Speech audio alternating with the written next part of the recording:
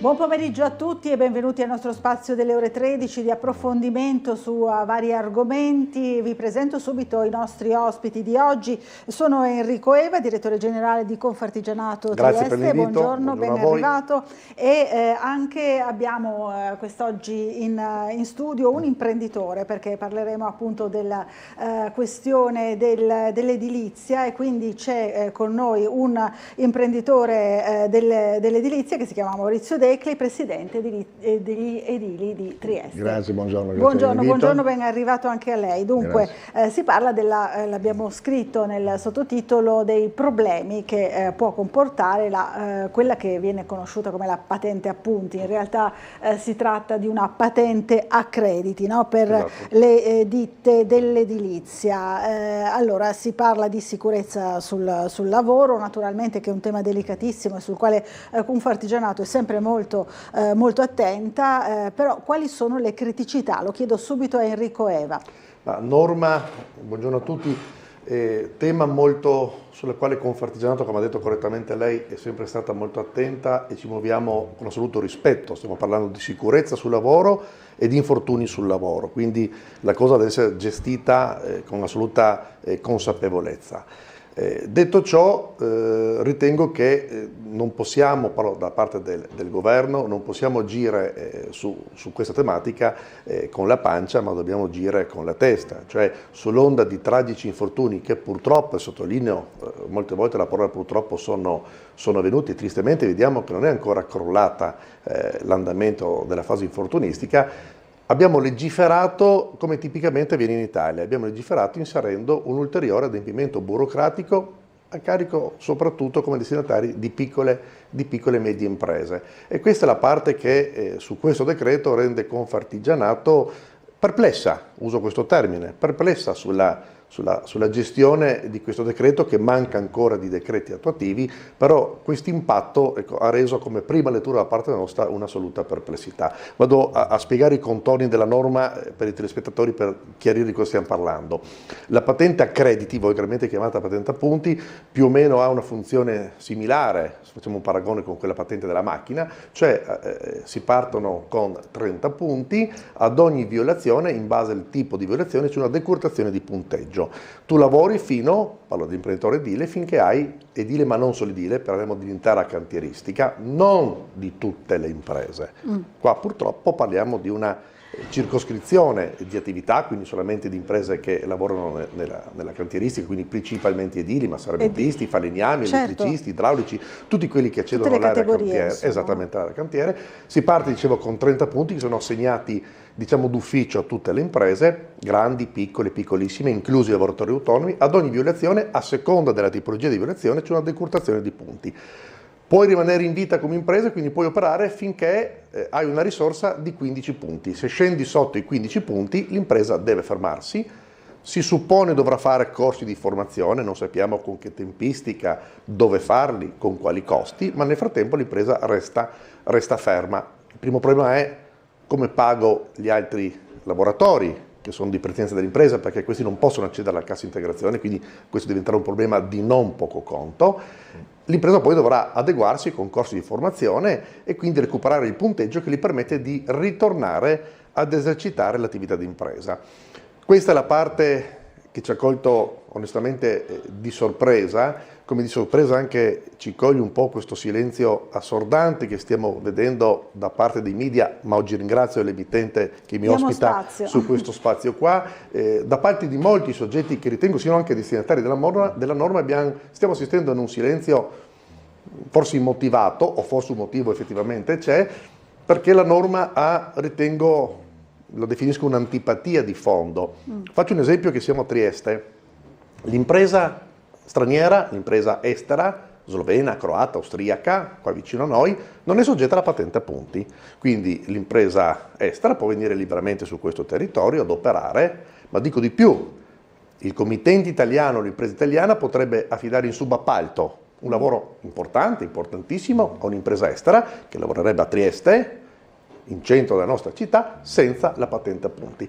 Allora diventa, soprattutto noi che siamo terra terra di confine e che rispettosamente ci siamo sempre guardati con i nostri dirimpettai, ecco, diventa antipatica questa gestione, questa norma che onestamente sembra quasi accanirsi su una tipologia di imprese che non è quella che tristemente è andata sulle cronache per gli infortuni. L'infortunio è una cosa, guardate, tristissima, che terribile, può colpire certo, purtroppo tutti, anche il datore di lavoro, soprattutto l'artigiano che lavora in prima persona, quindi o l'impresa familiare. Trieste Confartigianato ha 1000 imprese familiari, infatti. 1000, quindi attenzione che c'è la famiglia, quindi è primario interesse che le cose funzionino.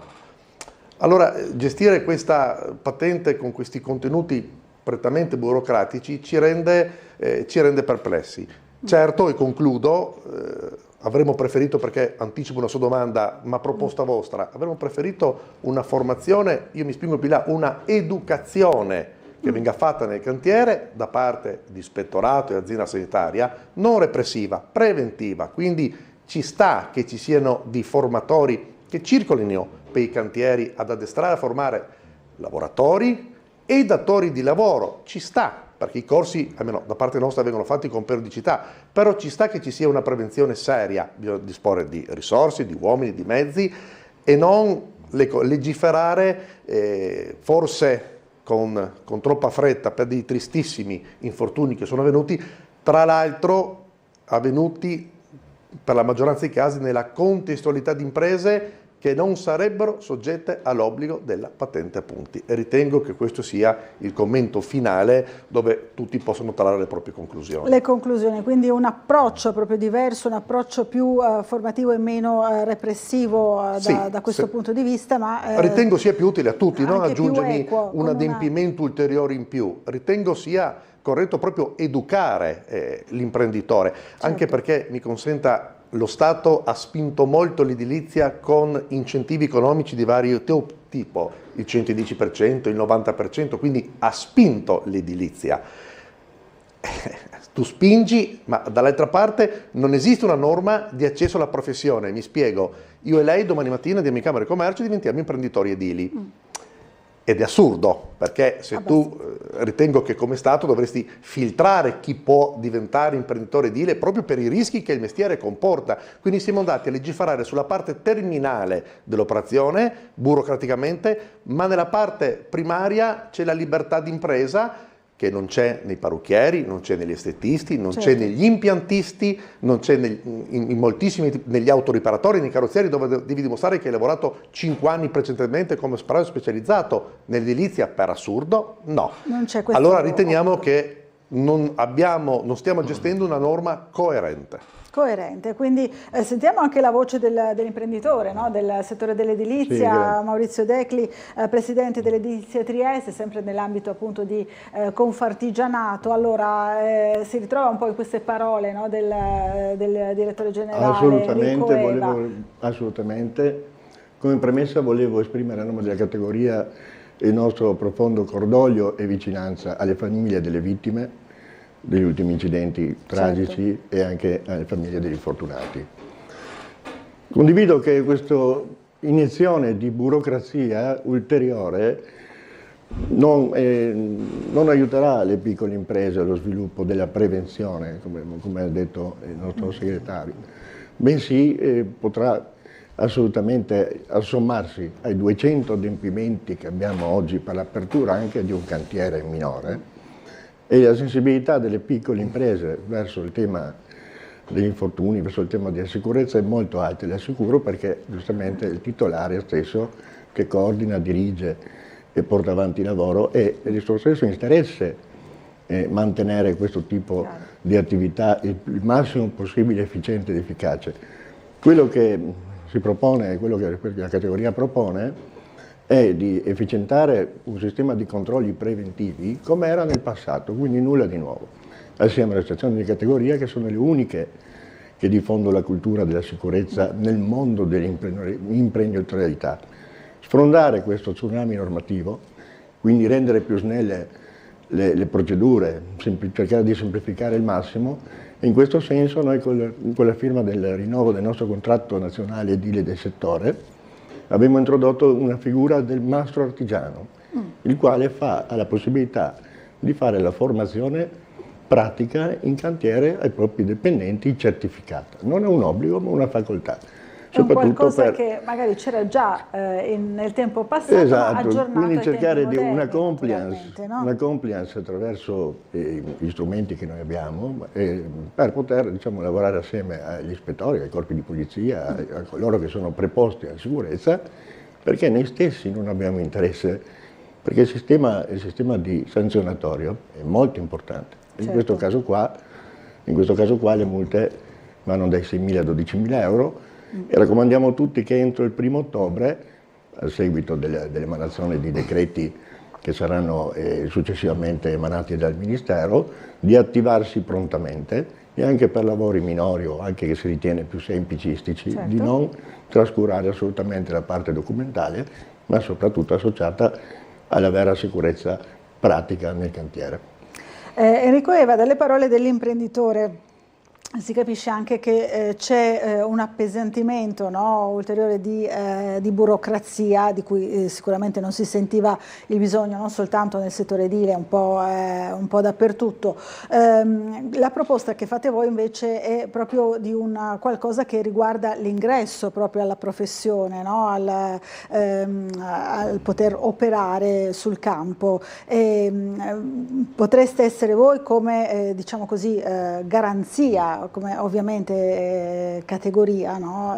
Garanzia per così cercare di districare un pochino il panorama, forse anche troppo variegato, visti i vari bonus che ci sono stati, delle varie imprese, no? Ma assolutamente, allora, la nostra proposta, la proposta di Confartigianato, e poi nasce onestamente anche da una spinta soprattutto triestina, lo dico perché così stanno i fatti, è duplice. Allora, una riflessione sull'accesso alla professione, cioè ci sembra assurdo che qualsiasi soggetto oggi senza una preparazione precedente possa, con tutto rispetto, aprire un'impresa e non fare il sarto, non me ne vogliono i sarti, non fare il ricamatore, non fare il pittore decoratore, parlo con assoluto rispetto, ma possa fare un'attività che ha potenzialmente dei rischi e di rischi di non poco conto, come l'imprenditore edile, quindi deve essere non consentito che Enrico Eva, che di mestiere fa altro, possa domani mattina andare in Camera di Commercio di Trieste, in Piazza della Borsa, per aprirsi un'impresa edile e diventare datore di lavoro ed assumere dipendenti,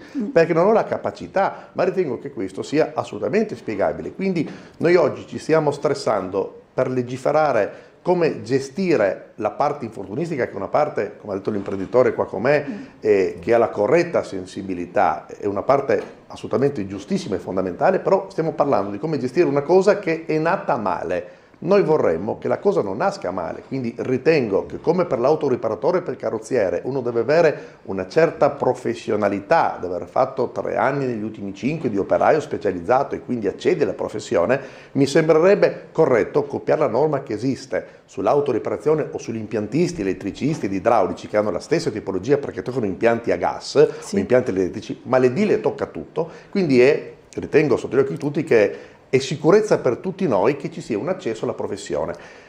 Poi mi spingo più in là, siamo a Trieste, so che tocca un tema delicato, abbiamo, lo dico con rispetto, moltissime lingue, moltissime etnie, anche qua parliamo di norme che sono complesse, è interessante che per primo il datore di lavoro sappia leggere la norma perché poi deve comunicarla ai propri lavoratori, quindi il primo soggetto formatore, educatore. Ovviamente se tu Stato mi dai bonus, incentivi e fa piacere a cittadini che li hanno utilizzati e alle imprese che lavorano, ma ovvio che un bonus droga il mercato, drogando il mercato mancano imprese, mancano lavoratori, sono venuti, come abbiamo visto sotto gli occhi di tutti, i lavoratori da tutte le parti, parlo di cose assolutamente rispettabili e corrette. Certo che c'è una carenza sulla lingua, ma pensate su un incidente imminente, su un pericolo imminente, tu devi dare un allarme.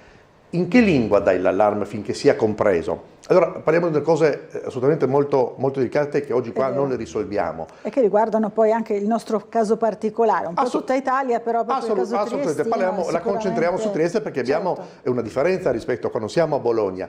E poi ritengo che lo Stato non deve, quindi con le sue forze di polizia, ma ritengo che uno Stato che ha un approccio un po' diverso su questa partita qua, perché interessa a tutti noi, guardate che l'infortunio sul lavoro è una sconfitta per tutti, per l'infortunato, per la famiglia del fortunato, per l'impresa che perde uomini preziosi, per la società. C'è una sconfitta per tutti. Ritengo che azienda sanitaria, ispettorato del lavoro, e se ci sono altre figure, collaborazione, ordine degli ingegneri, gli architetti, ma possiamo costruire un pacchetto su questo, si faccia non repressione, si faccia educazione nei cantieri, si faccia formazione nei cantieri. Una cosa concreta, certo Decli è andato oltre, c'è questa figura del mastro formatore artigiano, dove l'artigiano stesso con determinati requisiti acquisisce questa titolarità ed è corretto che lui con la sua esperienza sia riconosciuta la formazione meglio di qualsiasi aula scolastica. Bisogna fare un passaggio culturale. Momentaneamente ritengo il governo, spinto da questa emotività, legiferato in questo modo. Direi che con assoluta consapevolezza Confartigianato ha criticato l'impatto normativo iniziale. Ci sono dei decreti di emanazione dove saremo molto attenti, perché non vogliamo passare per quelli che sono contro la sicurezza sul lavoro. Ci mancherebbe. Che è l'obiettivo finale di tutti. L'obiettivo finale è che venga fatta per un'operazione assolutamente intelligente e a beneficio di tutti, non l'ennesimo pezzo di carta dove c'è mi dichiari che non sei mafioso, la dichiarazione antimafia. Ma scusatemi, perché se uno è mafioso fa la dichiarazione che è mafioso? No, quindi qua non posso autocertificare per avere la patente. Mi sembra una ridicolaggine, con l'antipatia che poi mi sospendi l'attività di impresa se scendiamo sotto una certa soglia. Mi consente ancora un passaggio, attenzione a chi ha avuto gli infortuni, perché mi sono guardato per mia deformazione professionale, sono quasi tutte imprese che hanno lavorato in subappalto. E quindi... Andiamo a vedere i subappalti, sono imprese che sono strangolate, chi lavora in subappalto, strangolate economicamente e come tempistiche. E allora no, la base di partenza è, va bene il subappalto, però con uniformità e coerenza. Se posso aggiungere sinteticamente in conclusione, il supporto può venire dall'intelligenza artificiale. Dalla intelligenza artificiale, ne parleremo magari tornando a invitare i nostri ospiti, che per ora ringrazio, grazie, e noi ci fermiamo per un po' di pubblicità. Grazie. Grazie.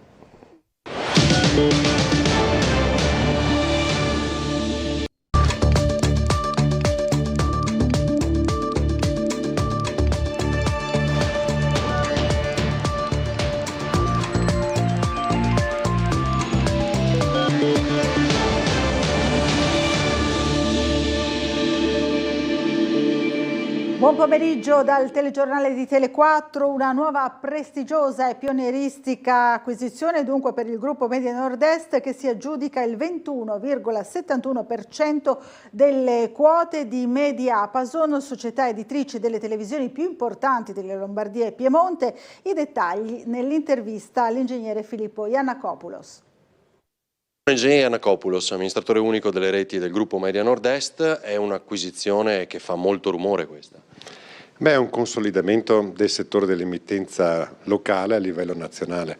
Abbiamo acquisito il 21,71% delle azioni del gruppo Mediapason, che vuol dire le prime televisioni del nord-ovest, fra cui Tele Lombardia e Antenna 3, che hanno un'assoluta leadership in Lombardia e in Piemonte, Top Calcio 24, Milanao, Videogruppo. Quindi sostanzialmente questa acquisizione, che è stata fatta di concerto comunque con la dirigenza del gruppo Mediapason, segna una nuova, era delle televisioni locali, con un'ambizione di costruire una sinergia che conti a livello nazionale. E come si articola questa sinergia? Beh, tenete presente che sono 10 televisioni da Torino a Trieste che coprono con assoluta leadership le aree Nielsen 1 e Nielsen 2. In un settore, quello delle televisioni locali, che ricordiamolo è cresciuto rispetto agli altri settori, nonostante l'entrata del digitale, quindi nuovi canali digitali, nonostante gli OTT, cioè i famosi Netflix, Amazon. Quindi l'emittenza regionale di qualità, quella legata al territorio e all'informazione, secondo noi ha futuro, e questa operazione è volta a consolidare una strategia con una sinergia estremamente importante, creando un campione che possa far sentire la sua voce anche a livello nazionale. Ecco, lei ha precisato locale, ma sembra quasi un progetto nazionale. Sì, ma che parte dai territori. Cioè il contrario, non è come le reti nazionali che partono dal centro per arrivare ai territori. Noi portiamo l'informazione dei territori con delle televisioni dedicate ai territori, ovviamente con una sinergia talmente grande che si fa sentire anche a livello nazionale. Quanto orgoglioso la rende tutto ciò? Ma non è che renda orgoglioso me, rende orgoglioso chiunque lavori per il nostro gruppo, chiunque lavori per Mediapason. Quando si costruiscono cose belle si è sempre contenti di ciò che si fa.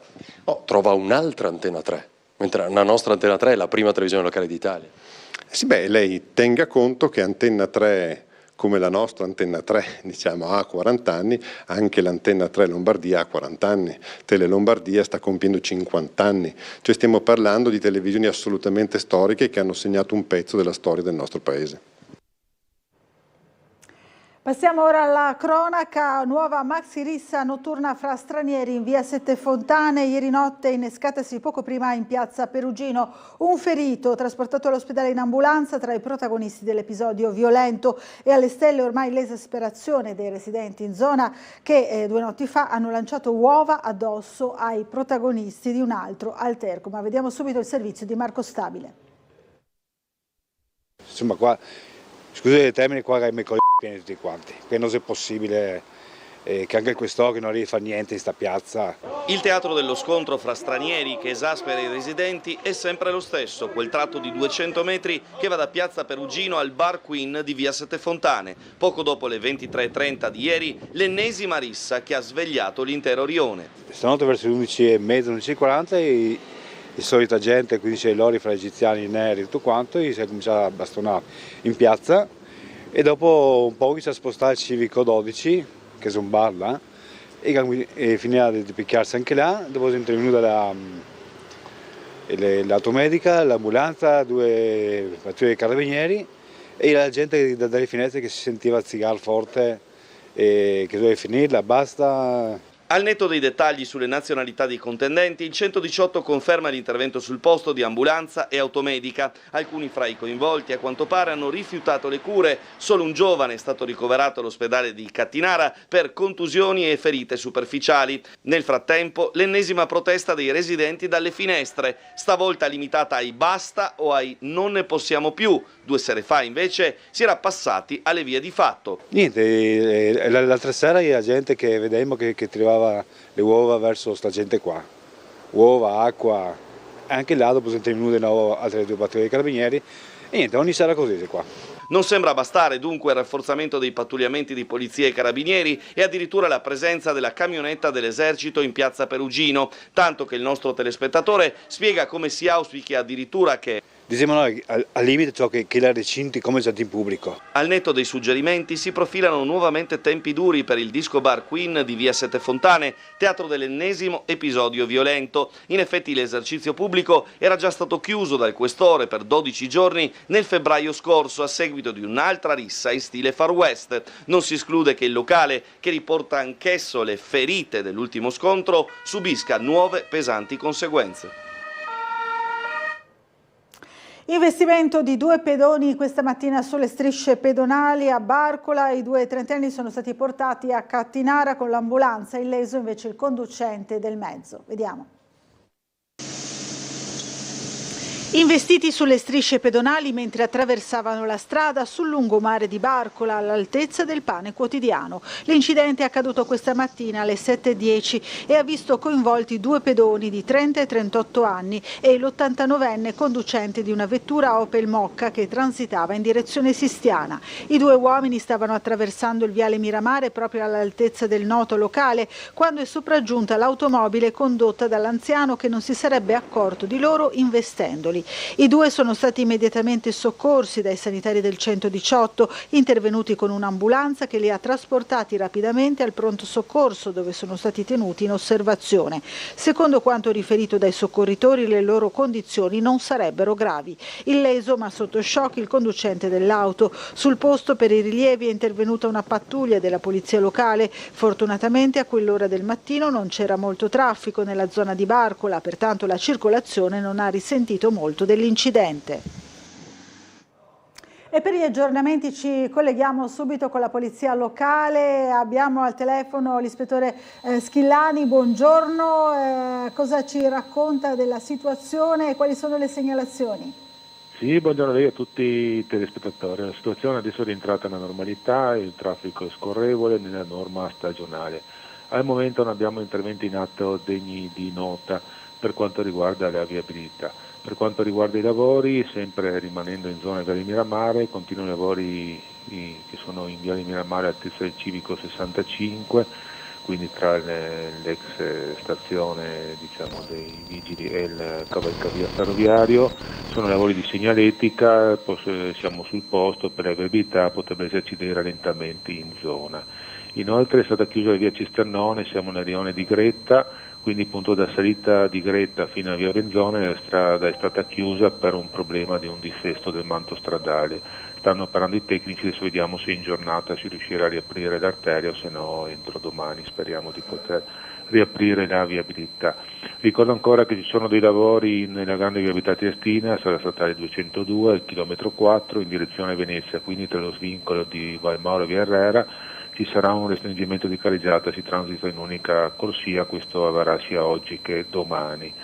Anticipando quindi la giornata di domani, l'unica nota che ho che andrà a interessare la viabilità è una manifestazione, un motoraduno che arriverà da Lignano verso Trieste, dovrebbe percorrere la strada costiera e giungere in città intorno alle ore 13:30. Dovrebbe essere circa un centinaio di moto, quindi va da sé che potrebbero creare dei rallentamenti appunto lungo la strada costiera di Viale di Miramare. Dovrebbero sostare circa una mezz'ora in piazza Ponterossa per poi riprendere verso Muggia percorrendo il Corso Italia e le gallerie. Saremo naturalmente sul posto per viabilità e scorta, potrebbero creare dei piccoli disagi, ma non speriamo nulla di tale. Benissimo. Altre cose non ci sono, a restituire la linea. Grazie all'ispettore Lionello Schillani, buon lavoro e buona giornata sia a lei che ai suoi colleghi.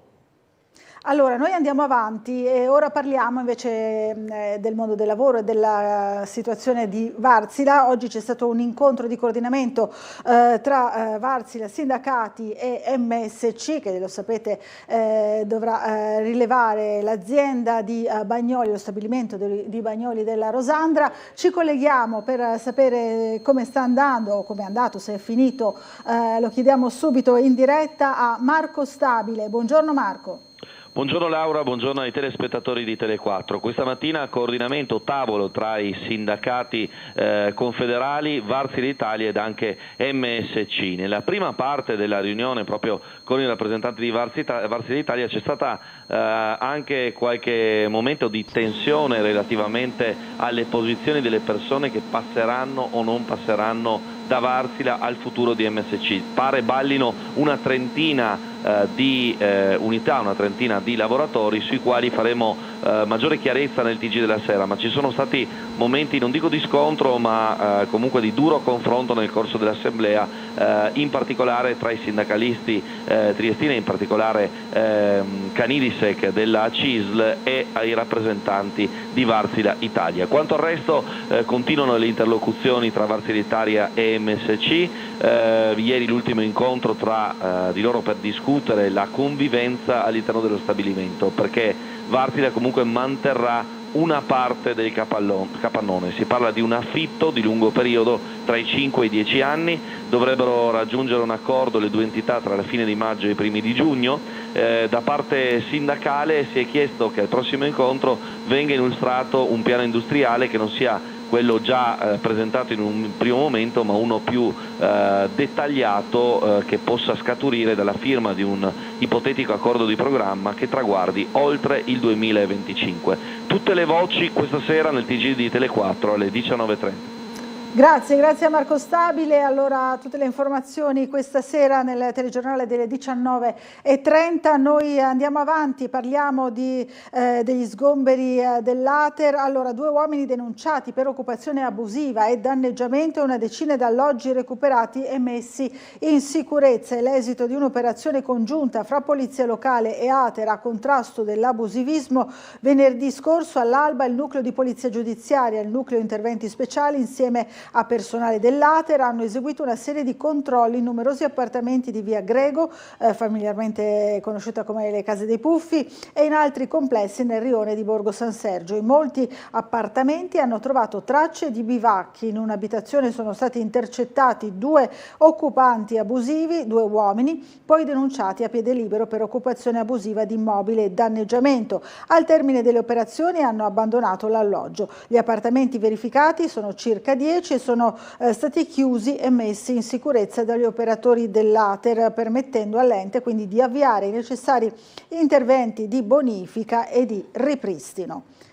Ora invece ci occupiamo del premio dedicato ad Almerigo Grills. Questa mattina è stata inaugurata la mostra appunto a lui dedicata al giornalista morto in Mozambico. Abbiamo l'intervista al collega e amico appunto di Almerigo Grills, Fausto Biloslavo. Sentiamola.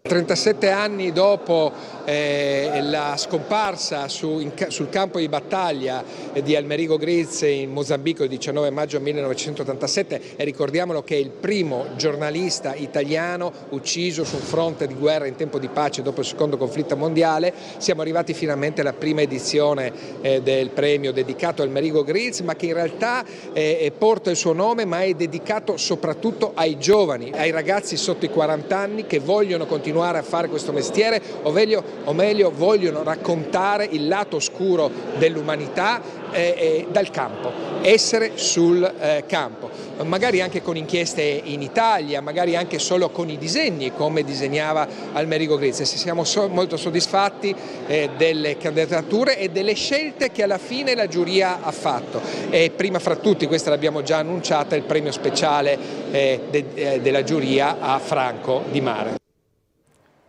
E lo sappiamo, questo premio è stato accompagnato dalle polemiche, una dozzina circa di associazioni, più tutte le persone che hanno firmato la petizione contro il premio ad Almerigo Grills, oggi hanno attuato un presidio proprio davanti alla sede di Piazza della Borsa, l'atrio della Camera di Commercio, dove è stata allestita la mostra. Allora vediamo anche l'intervista a Pierpaolo Brovedani, che è il presidente della sezione ANPI della CGIL.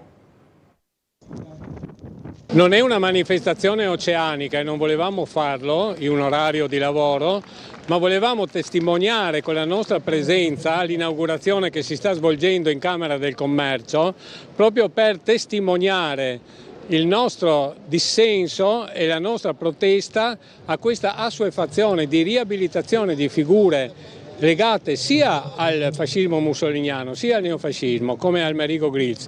Ognuno ha diritto a riposare in pace e noi ovviamente siamo per la compassione di tutti quelli che sono caduti, però da questo a intitolargli una via, fargli 2 mostre, fargli adesso un film e addirittura intitolargli uno studio, un premio giornalistico, ci pare effettivamente troppo, sia per i suoi demeriti come membro della Fronte della Gioventù che andava scorazzando nei tempi bui, sia per i suoi non grandi meriti giornalistici. Allora, questa sera torna Ring e torna anche naturalmente il sondaggio. Vediamo allora il nuovo sondaggio che riguarda il super bonus 110%. È stata un'idea sbagliata questi numeri a cui chiamare per il sì o il no, e intanto vi ricordo che questa sera ospiti di Ferdinando Avarino ci saranno Anna Maria Cisint della Lega, Saravito del Partito Democratico, Sabrina Pignedoli del Movimento 5 Stelle, Vito Comencini di Libertà, l'onorevole Isabella De Monte di Stati Uniti d'Europa e Federico Pizzarotti di Azione. Questi gli ospiti di questa sera a Ring a partire dalle 9. Ora ci fermiamo per una piccola pausa pubblicitaria, restate con noi.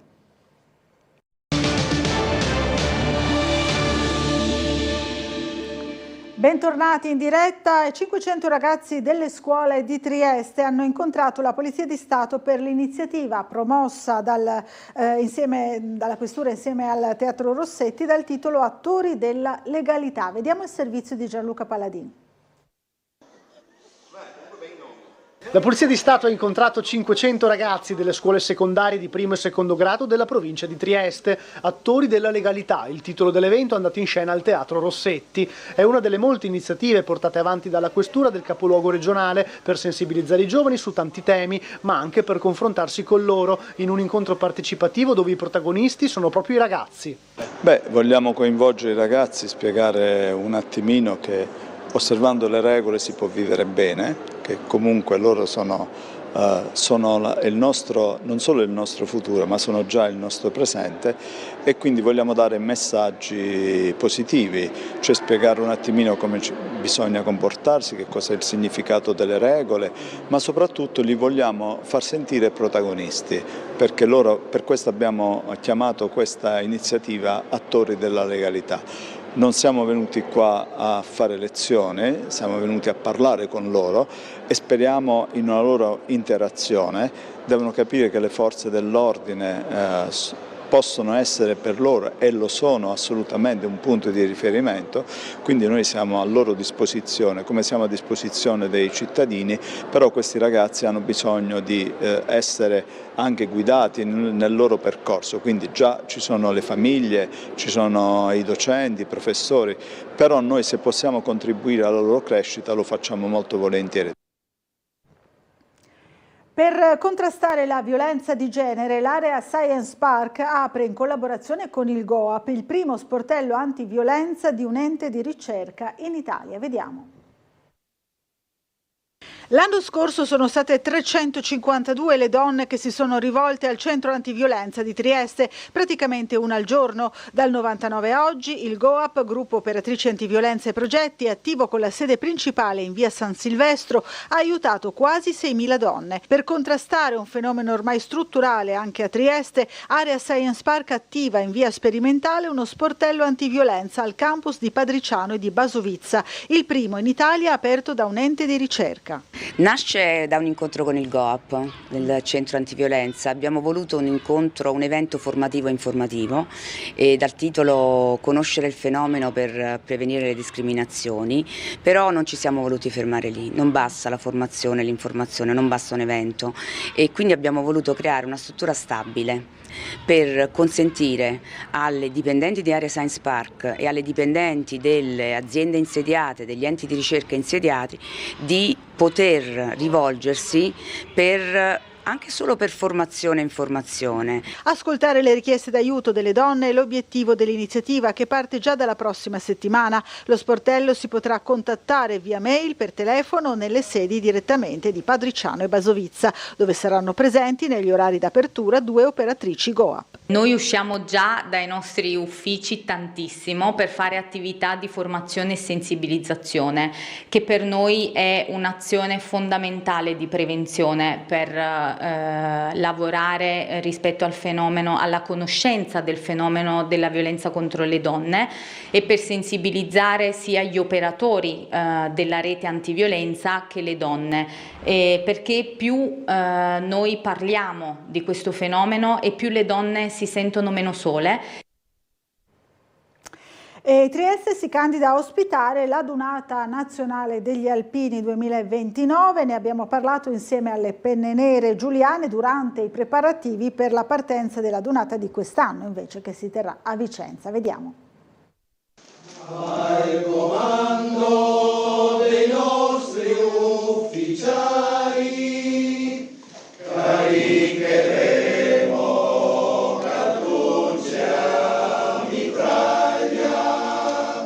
I festeggiamenti sono già iniziati, in attesa delle celebrazioni vere e proprie. È partito il conto alla rovescia per la 95esima Dunata Nazionale degli Alpini a Vicenza. Anche le Penne Nere di Trieste si stanno preparando per la 3 giorni che culminerà domenica 12 maggio con la sfilata per le strade della città veneta. Non si perde tempo e alla sede della sezione Alpini di Trieste le Penne Nere nostrane si sono ritrovate per festeggiare l'imminente partenza. Fra cori, musica, buon cibo da condividere e racconti di tante esperienze vissute insieme, l'amato corpo è pronto a raccontarsi ancora una volta. È una bella festa, una festa che si rinnova ogni anno da 25 anni, e noi siamo carichi, siamo pronti, abbiamo organizzato un pullman che partirà qui da Trieste con tutti i nostri soci.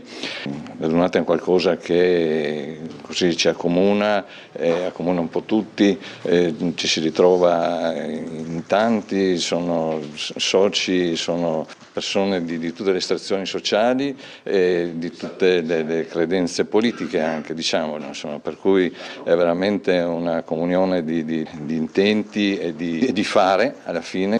Essere alpini è una vera e propria missione e anche la sezione di Trieste nella sua storia ha portato il proprio contributo in ogni momento possibile. Adesso ricorre l'anniversario del terremoto del Friuli, la nostra sezione è stata presente così nei primi aiuti e nella ricostruzione anche del Friuli. Siamo stati in Armenia con la protezione civile, con gli inizi della protezione civile. Fari puntati verso Vicenza dunque, ma con un nuovo obiettivo all'orizzonte, riportare la Dunata Nazionale degli Alpini a Trieste. Certamente la sezione si è candidata ad ospitare la città di Trieste, perché alla fine è un impegno della collettività, a ospitare la Dunata del 2029.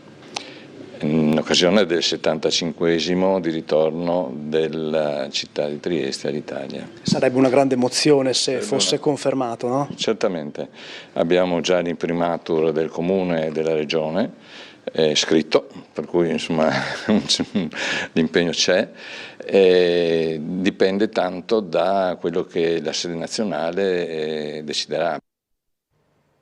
È tutto per il telegiornale di Tele4 che ritorna questa sera alle 19:30 nell'edizione serale. Grazie a tutti per averci seguito e buon pomeriggio.